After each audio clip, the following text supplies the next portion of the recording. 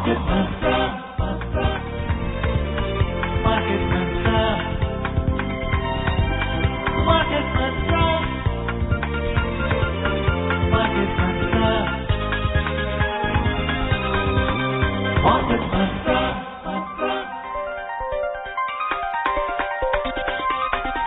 Market Mantra.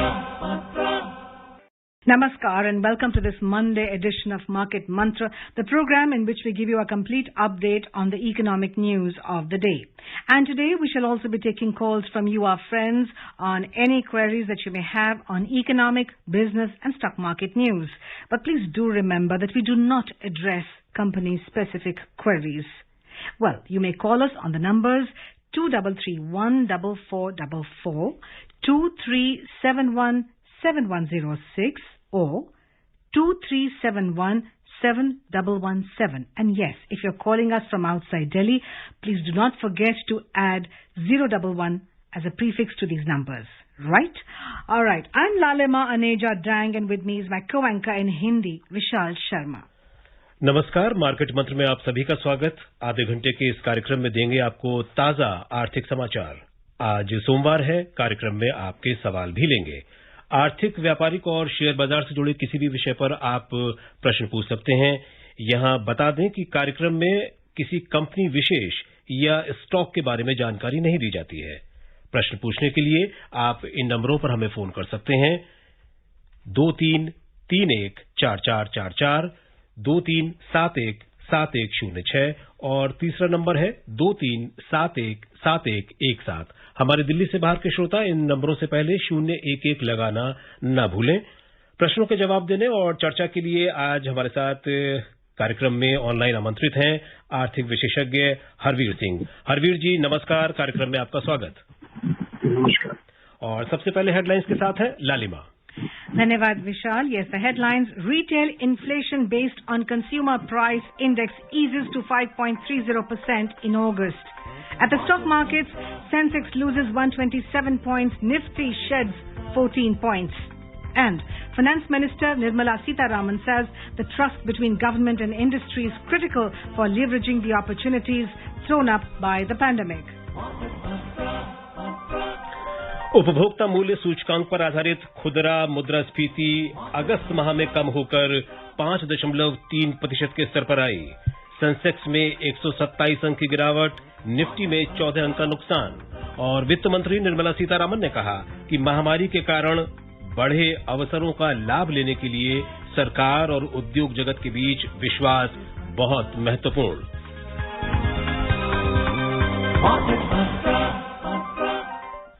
महंगाई के मोर्चे पर एक बड़ी राहत देने वाली खबर आई है। खाद्य वस्तुओं की कीमतें कम होने से अगस्त महीने में खुदरा मुद्रास्फीति दर मामूली गिरावट से 5.3% के स्तर पर आ गई।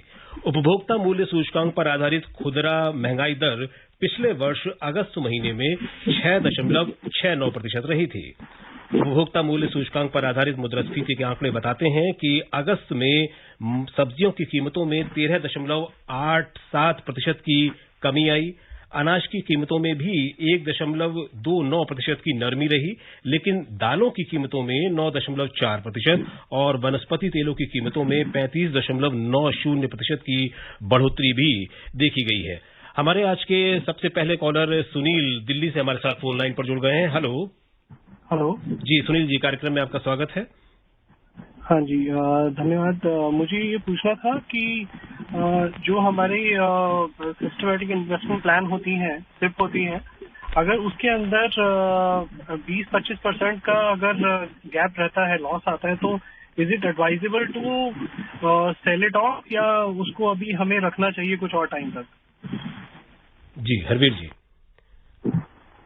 देखिए, जो SIP है, सिस्टमैटिक इन्वेस्टमेंट प्लान, ये एक तरीके से आपको रिस्क से काफी हद तक ये करता है, कवर करता है, क्योंकि कंटिन्यूटी उसमें होती है और एक्सपर्ट्स उसको इन्वेस्ट करते हैं। हाँ, ये आपने कहा कि जो स्किप है, अगर वो इन्वेस्टमेंट उनका गैप आ जाता है 25% या इतना, तो नहीं आना चाहिए।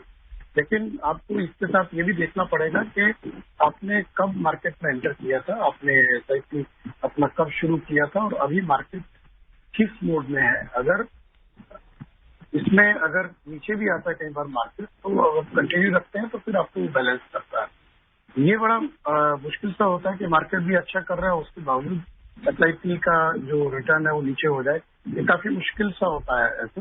तो मुझे नहीं लगता कि ऐसी स्थिति पैदा होगी। आपको ये देखना पड़ेगा कि आपका जो इन्वेस्टमेंट का जो आपका प्लान है वो कितना लंबा है, कब तक आप बने रहना चाहते हैं उसमें, और कितनी अवधि के लिए आप चाहते हैं। तो मोर और लेस ये आपको फायदा ही दे करके जाता है। All right, now we have Gurunath ji from Thane. Yes, please ask your question. जी मैम नमस्ते। नमस्कार जी। Hello madam. हाँ जी नमस्कार जी, सवाल पूछिए। मैडम मेरा ऑटो सेक्टर के बारे में सवाल है कि बीच में ये गवर्नमेंट ने, सरकार ने जो स्क्रैपिंग का जो योजना लाई थी, पॉलिसी लाई थी, क्या वो पूरी तरह लागू हो चुकी है? और ये जो 15 साल के वाहन है जो उनको स्क्रैप करने की बात कर रहे हैं सर, मैडम अगर कोई नहीं मानता है तो क्या उसमें जो ये पॉलिसी के अंदर जो प्रावधान है तो पनिशमेंट का, और आगे चल के फिर ये ऑटो सेक्टर का फ्यूचर कैसा रहेगा, क्षेत्रों के बारे में बताइए। जी हरवीर जी। इनका एक्चुअली पहले थोड़ा सा आवाज कम था, एक बार आप रिपीट कर देंगे अगर आप। जी हरवीर जी, इनका सवाल ये था कि ऑटो सेक्टर के लिए जो गवर्नमेंट ने हाल ही में स्क्रैपेज पॉलिसी जो लॉन्च की है वो क्या पूरी तरीके से लागू हो गई है, और अगर लागू हो गई है तो 15 साल के वाहन जिनके हो चुके हैं पुराने, वो अगर उसको उनके लिए क्या दंड के प्रावधान है अगर वो नहीं कराते अपने वाहन को स्क्रैपेज, और इस सब का ऑटो सेक्टर पे ओवरऑल क्या असर पड़ने वाला है? जी देखिए, ऑटो सेक्टर के लिए तो ये पॉजिटिव लेकर के आएगा, क्योंकि इससे डिमांड जो है वो रीजनरेट होगी। जिन लोगों का वाहन स्क्रैपेज में जाएंगे, जाहिर सी बात है वो नए वाहन खरीदेंगे। और इसको लेकर के ये है कि आप उसमें कई सारे प्रोविजन ये भी है कि अगर आपका वाहन का स्थिति ठीक है तो, लेकिन उसके लिए आपको वो लेना पड़ेगा, अप्रूवल लेना पड़ेगा, तब जाकर के आप उसको ये कर पाएंगे। तो ये गवर्नमेंट ने अनाउंस तो कर दिया है, बट इसका जो रूल्स वगैरह जो है वो आएंगे तो मेरे ख्याल से और क्लैरिटी हो जाएगी। गवर्नमेंट ने अनाउंस तो कर दिया है 15 साल का, क्योंकि उसमें ये भी था कि सुप्रीम कोर्ट की भी कुछ गाइडलाइंस थी ICR को लेकर, उसमें इंसेंटिव है आपके पास से, आप जो उसमें जो पे करते हैं नए वाहन खरीदते हो उस वक्त आपको उसका फायदा मिलेगा। तो ये कई सारी चीजें हैं।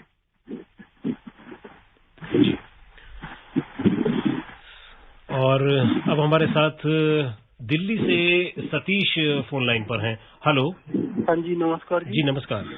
सर ये हरवीर जी, आप ये बताइए, जैसे भारत में जो भी कंपनियां घाटे में जा रही है, अगर सरकार उसको प्रॉफिट में लाने के लिए प्राइवेटाइजेशन करती है, उनका निजीकरण करती है, तो बड़े पैमाने पर उसका विरोध क्यों किया जाता है? ऐसे एडवर्टाइज किया जाता है भाई अब तो देश बस दिख गया, कुछ नहीं बचा है, अगर ये प्राइवेट होगी तो सब कुछ नीलाम हो जाएगा, ऐसा हो जाएगा। तो ये विरोध करने वाले कौन लोग हैं जो जिन्हें गवर्नमेंट जॉब का? जी आपका सवाल। हेलो। इनकी पॉलिसी काफी लंबे समय से जारी है। अगर आप 1991 के जो रिफॉर्म शुरू हुआ लिबरलाइजेशन का, उसके बाद से था, और डिसइन्वेस्टमेंट का ये गवर्नमेंट का एक आया था, एक स्ट्रेटजी है। और उसमें ये है कि जहाँ पर सरकार अपने पब्लिक रिसोर्सेज को लगाती है और अगर वो नुकसान होता है तो it is not good for the economy as well as public exchequer. तो उसी में है कि जो सेक्टर अच्छा कर रहे हैं, अगर कोई कॉर्पोरेट अच्छा तरीके से उसको मैनेज कर लेता है तो उसका परफॉर्मेंस बेहतर हो जाता है। उन लोगों ने पीछे हमारे पास इस तरह के कुछ एक्सपीरियंस और इस तरह के एग्जाम्पल्स भी हमारे सामने मौजूद हैं। इवन अगर आप देखें कि एक टाइम भी जो देश की सबसे बड़ी ऑटो कंपनी है मारुति, उसमें भी गवर्नमेंट की बराबर की हिस्सेदारी थी सुजुकी के साथ से। अभी वो सुजुकी के पास ये पब्लिक होल्डिंग्स में है। इसी तरीके से बाल्को का इन्वेस्टमेंट हुआ था, बट अभी गवर्नमेंट की इक्विटी तो है, लेकिन मैनेज जो है उसको एक प्राइवेट कंपनी करती है जिसके पास उसका जो ज्यादा स्टेक है। तो ये बहुत सारे एग्जाम्पल्स हैं, और बैंक्स भी में भी इस तरीके का सोच रही है गवर्नमेंट। तो ये माना जाता है कि जब आप लिस्टेड कंपनी होते हैं तो आपको एक जो मैनेजमेंट है उसको परफॉर्मेंस तो दिखानी पड़ती है, उसको नंबर्स को अपने बेहतर करना पड़ता है। और ये क्योंकि प्राइवेट सेक्टर अपने तरीके से ज्यादा एक उसमें काम को करता है, तो ये कहीं ना कहीं पॉलिसी इसलिए गवर्नमेंट चाहती है कि हर बिजनेस में गवर्नमेंट का रहना जरूरी नहीं है। अब ये तो अलग अलग तरीके से लोग विरोध करते हैं जिनका अपने इंटरेस्ट होते हैं। तो किसी भी जो डेमोक्रेटिक कंट्री में दोनों तरह की बातें भी सामने आती है। जी, and now friends, let's take a commercial break and we shall be back soon. So please stay tuned, don't go away. बड़े भैया इस कहावत को जरा एक्सप्लेन तो करिए कि नाच ना जाने आंगन टेढ़ा। सिंपल है छोटे, इन्वेस्टमेंट डांस की तरह है। अगर ध्यान से सोच समझ कर करोगे तो मस्त रहोगे, और अगर लापरवाही की बाजू वाले से भिड़ोगे। ओ तो ये बात है। हाँ छोटे, इन्वेस्ट करने से पहले पूरी जानकारी जुटाइए और बाजू वाले की नहीं, अपनी अकल लगाइए। बड़े भैया अरे छोटे, भारत के सबसे बड़े स्टॉक एक्सचेंज NSE द्वारा निवेशकों के हित में जारी। सोच कर समझ कर इन्वेस्ट कर। बड़े भैया इस कहावत को जरा एक्सप्लेन तो करिए कि आंख झपक जाए और अवसर बीत जाए। अरे छोटे, मतलब ये कि अगर आप निवेश करने के बाद उसे भूल जाएंगे तो उसे बेहतर बनाने के मौके आके चले जाएंगे। ओ तो ये बात है। हाँ छोटे, निवेश के बाद उस पर निगरानी रखिए, आंखें मूंद कर सोते मत रहिए। छोटे, भारत के सबसे बड़े स्टॉक एक्सचेंज NSE द्वारा निवेशकों के हित में जारी। सोच कर समझ कर इन्वेस्ट कर। Gee, welcome back to Market Mantra. Yes, Vishal, we go on. Okay, before we go on with the news on the Sensex, let's listen to Gaurav, who's calling us all the way from Ghaziabad. Yes, Gaurav, please ask your question. Market Mantra team, namaste. Sir and madam, my question is, Parvez ji, what is the financial technology company's role in agriculture sector, and what companies are operating in agricultural sector? Technology companies that are playing some role in improvement of agriculture in India. Are they listed, or if you can name some of the companies and their role, please, it will be good. Thank you. That's a very out of the box question. Yes. Yes, Harvesh. Actually, yes. There are some startups and new fintech companies.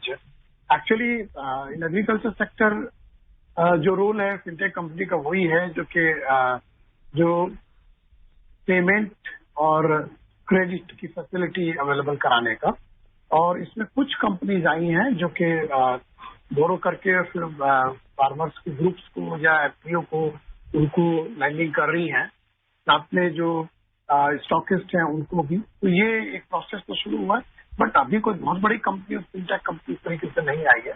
ज्यादातर जो role इसमें play कर रहे हैं cooperative है या public sector bank, even private sector bank और insurance companies और जो है, बट डेफिनेटली कुछ नए एंट्रेंस आना शुरू हो गए जो कि एग्रीकल्चर सेक्टर को जो अपॉर्चुनिटी है उसको एक्सप्लॉइट करना चाहिए।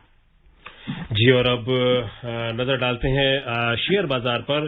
बॉम्बे स्टॉक एक्सचेंज का सेंसेक्स आज 127 अंक की गिरावट से 0.2% नुकसान के साथ 56,178 पर बंद हुआ। नेशनल स्टॉक एक्सचेंज का निफ्टी 14 अंक कम होकर 17,355 पर आ गया। व्यापक बाजार का प्रदर्शन सेंसेक्स से बेहतर रहा। बीएसई मिड कैप इंडेक्स 0.3% और स्मॉल कैप इंडेक्स 0.8% लाभ में रहे। और रुपए पर अगर हम नजर डालें तो अंतर बैंकिंग विदेशी मुद्रा विनिमय बाजार में रुपया आज 17 पैसे कमजोर होकर $1 के मुकाबले 73 रुपए 67 पैसे पर बंद हुआ। At the stock markets, the Sensex at the Bombay Stock Exchange fell 127 points or 0.2% to end at 56,178 today. Nifty at the National Stock Exchange shed 14 points to 17,355. But the broader market outperformed the Sensex with the BSE Mid-Cap Index inching up 0.3% and the Small Cap Index rising 0.8%. Among the sectoral indices on the BSE, the Metal Index was the leading gainer, rising 1.5%. The Basic Material Index rose 1.1%. The Telecom, the IT and the Tech indices advanced 0.7% each. The Realty Index gained 0.6%. The Healthcare Index added 0.4% and the Utilities Index moved up 0.2%. Among the declining index, the Energy Index lost 1.5% and the Bankex shed 0.5%. And now we are joined by SPS Jain, another regular listener of ours, all the way from Greater Noida. जी जैन साहब, सवाल पूछिए। नमस्कार market मंत्रा team और हरवीर सिंह जी को नमस्कार। नमस्कार। अभी सरकार ने कुछ दालों पर, मूंग की दाल पर और सरसों पर एमएसपी बढ़ाई है। इसका क्या मतलब है? क्या सरकार चाहती है कि किसान अब सरसों और मूंग की दाल को ज्यादा बोएं? और दूसरा सवाल यह है कि अभी जो लेट बारिश हो रही है, इससे हमारे रबी की फसल की बुआई पर क्या असर पड़ेगा? अच्छा, देखिए, ये जो अभी गवर्नमेंट ने एमएसपी जो रबी का सीजन है 2022-23 मार्केटिंग सीजन, इसके लिए अनाउंस की है, तो इसमें जो फोकस रहा है वो ये है कि डाइवर्सिफिकेशन ज्यादा हो। असल में हम लोग दालों और खाद्य तेलों के मामले में उतना मजबूत नहीं है और हमें आयात करना पड़ता है। खाद्य तेलों का तो हमारा लगभग आधे से ज्यादा जरूरत का आयात करना पड़ता है। तो सरकार की कोशिश है कि किसान इन दो फसलों को ज्यादा उगाएं, दालों को और तिलहन फसलों को। इसलिए आप देखिए कि जो मस्टर्ड रेपसीड है उसमें 400 रुपये क्विंटल का एमएसपी बढ़ाया है और मसूर का भी करीब 400 रुपये ही बढ़ा है। बाकी जो क्रॉप है उनका नहीं बढ़ा है, मतलब उस अनुपात से नहीं बढ़ा है, उनका कम बढ़ा है। तो उसमें लक्ष्य यही है कि आप एनकरेज करें उन फसलों को जिनका देश में अभी ज्यादा जरूरत है उत्पादन की। और क्योंकि फूड ग्रेन का ज्यादा प्रोडक्शन होता है, ऑलरेडी हम लोग बहुत ज्यादा स्टॉक सेंटर फूड ग्रेन है और प्रोडक्शन काफी ज्यादा है, तो वहां से डाइवर्सिफाई करके फार्मर्स को ये दूसरी क्रॉप पे लाने का इसके पीछे स्ट्रेटजी रही है इस अनाउंसमेंट में। वो अपने का कि जो लेट ट्रेंड है अभी सितंबर में जो है, हालांकि कुछ हिस्से में अभी तक डेफिशिएंट रेनफॉल था, ये लेट सितंबर रेनफॉल रबी के लिए फायदेमंद है। इसलिए कि जो सॉइल मॉइस्चर है वो बरकरार रहेगा और ये एक्रेज को बढ़ाएगा जो रबी का, और जो हमारे रिजर्वायर्स वगैरह है वहां पर पानी ठीक रहेगा, तो इरिगेशन के लिए आपके पास वाटर अवेलेबल होगा और सॉइल मॉइस्चर होगा, तो ये रबी के लिए बेहतर है अभी ये लेट रेनफॉल। कोलकाता से अतानु अपने सवाल के साथ हैं। हेलो। हाँ, नमस्कार, मैं Atanu Saha calling from Kolkata. Sir, my question first, I am a regular listener, Market Mantra, Money Matter. Sir, what my question is, what is costing and how costing justified price inflation? And another question is, what are the role of independent director? जी हरवीर जी, इनका सवाल costing से जोड़ा था कि costing क्या है और costing और प्राइस इन्फ्लेशन कैसे एक दूसरे से संबंधित हैं। देखिए, कॉस्टिंग तो जाहिर सी बात है कि if you calculate all the inputs all together, तो उसका उसी के हिसाब से आप उसको करेंगे। पूरा किसी प्रोडक्ट को या किसी भी आउटपुट के लिए जो आपकी कॉस्ट आती है उनको आप इंक्लूड करते हैं, but at the same time आप उसमें जो आपका कैपिटल कॉस्ट है उसको भी शामिल करते हैं, not just raw material and management cost. ये सारा है। प्राइस इन्फ्लेशन जाहिर सी बात है कि अगर it depends, costing also have a direct impact on this thing. If input cost is going up, definitely then this costing will go higher और इसका प्राइस पे डायरेक्ट एक इम्प्लीकेशन आएगा। Any product or any manufacturing or servicing, it will have a direct relation with price inflation.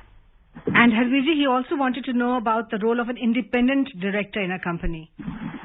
Yes, देखिए, independent director किसी भी company में एक वॉचडॉग की तरह से काम करते हैं और ये जो लिस्टेड कंपनीज है उन सबके लिए ये मैंडेटरी होता है, क्योंकि जो इन्वेस्टर का इन्वेस्टमेंट है उसका जो सेफ्टी है, कहीं कंपनी में कोई ऐसा काम तो नहीं हो रहा है नंबर्स को लेकर के या डिसीजन मेकिंग को लेकर के, जबकि जो इन्वेस्टर था उनके इंटरेस्ट को उससे नुकसान हो रहा है। This is basic fundamental objective behind this.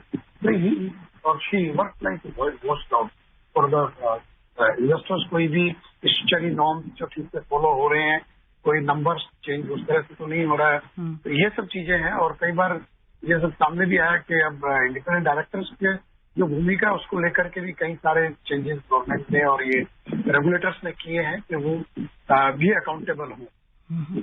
So almost like an ombudsman, right? Yeah. Almost, yeah. Okay, we go in for a short commercial break, friends, and we shall be back very soon. Stay tuned. बड़े भैया इस कहावत को जरा explain तो करिए कि नाच ना जाने आंगन टेढ़ा। सिंपल है छोटे, इन्वेस्टमेंट डांस की तरह है। अगर ध्यान से सोच समझ कर करोगे तो मस्त रहोगे, और अगर लापरवाही की बाजू वाले से भिड़ोगे। ओ तो ये बात है। हाँ छोटे, इन्वेस्ट करने से पहले पूरी जानकारी जुटाइए और बाजू वाले की नहीं, अपनी अकल लगाइए। बड़े भैया अरे छोटे, भारत के सबसे बड़े स्टॉक एक्सचेंज NSE द्वारा निवेशकों के हित में जारी। समझकर इन्वेस्ट कर। बड़े भैया इस कहावत को जरा एक्सप्लेन तो करिए कि आंख झपक जाए और अवसर बीत जाए।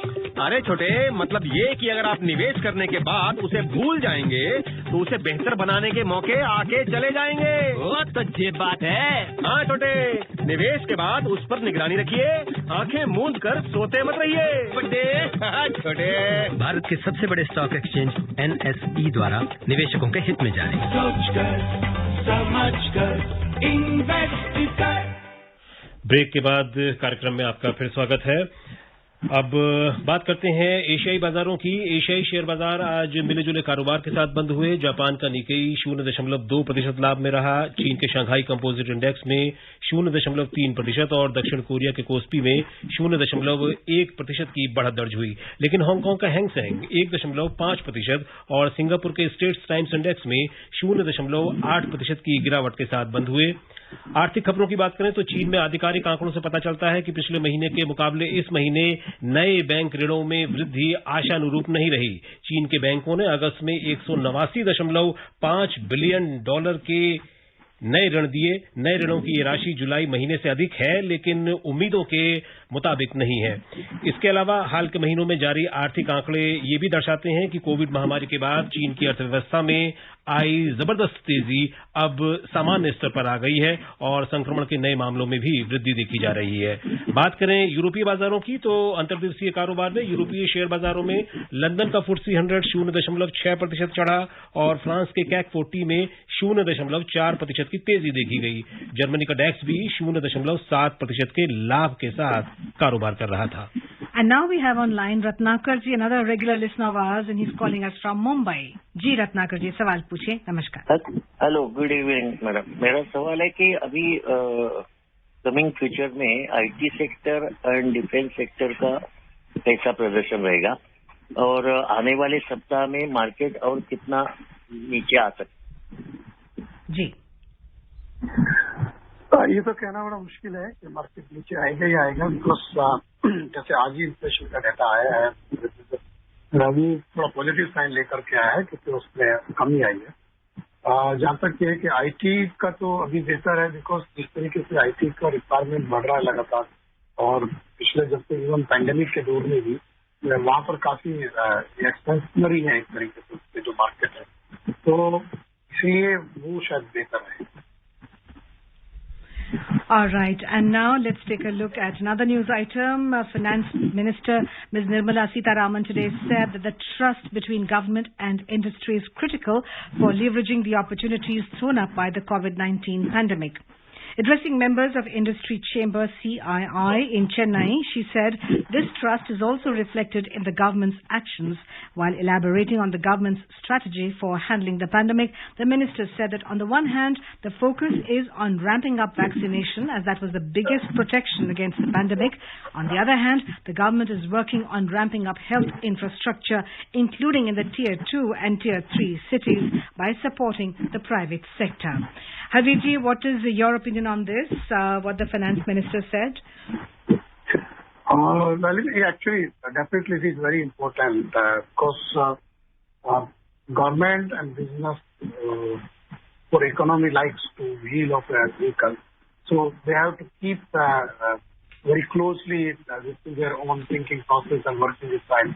So because trust is very important. Policy makers make the policy, but so make sure policy for those who are the actors of the economy. Right. So in that case, if trust is really required between the two, because they make the plan for future investment, creates capacity creation, and takes the call for that, which is required for the economy to generate to job opportunity as well as to supply of the goods. So in that case, long-term and stable policy of the government always important, and that comes through a trust between the two, industry and the government. Right. And of course, we've been doing very good on the vaccination front. As they say, we take many countries together on one day when we even vaccinated 1 crore people. So that's another landmark that we have achieved. Ranveer जी, अर्थव्यवस्था के जो संकेत हैं वो काफी अच्छे देखने को मिल रहे हैं। जैसा अभी आपने कहा, आज भी जो आंकड़े आए हैं उपभोक्ता मूल्य सूचकांक पर आधारित खुदरा महंगाई दर के, और हम देखें तो औद्योगिक उत्पादन भी जो है उसमें भी वृद्धि दर्ज हुई है और विनिर्माण क्षेत्र का भी प्रदर्शन अच्छा रहा है।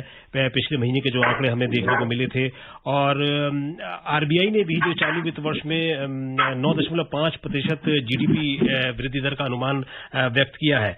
लेकिन यहाँ जो एक बात समय समय पर जो उठती है वो ये उठती है कि खपत बढ़ाना, यानी कि मांग की स्थिति अभी भी महामारी पूर्व की स्थिति में नहीं आ पाई है। तो मांग कैसे बढ़े, खपत कैसे बढ़े, डिमांड कैसे बढ़े, ये इस पर क्या एक समस्या बनी हुई है ये अभी भी?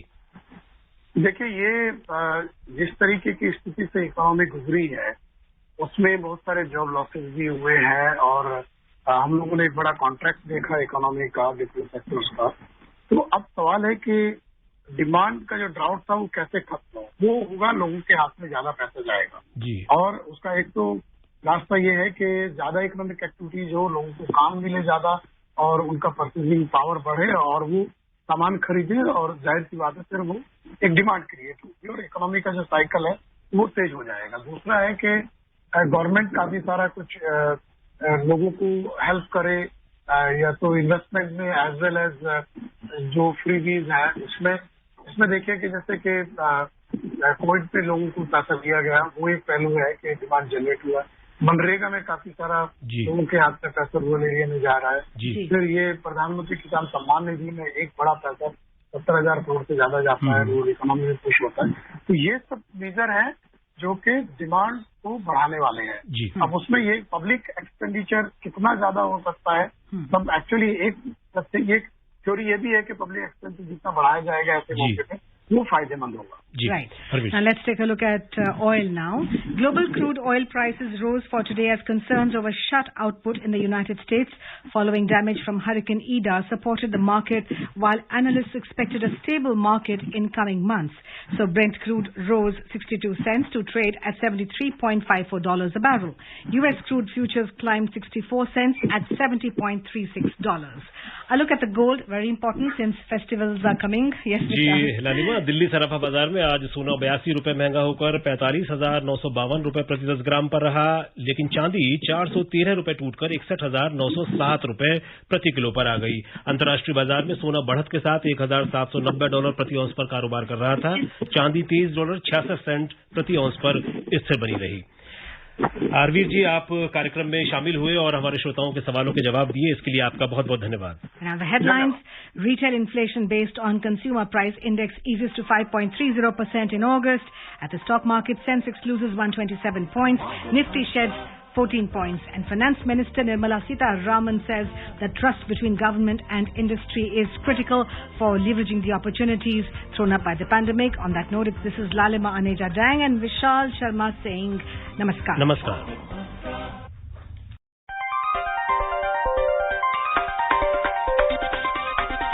Market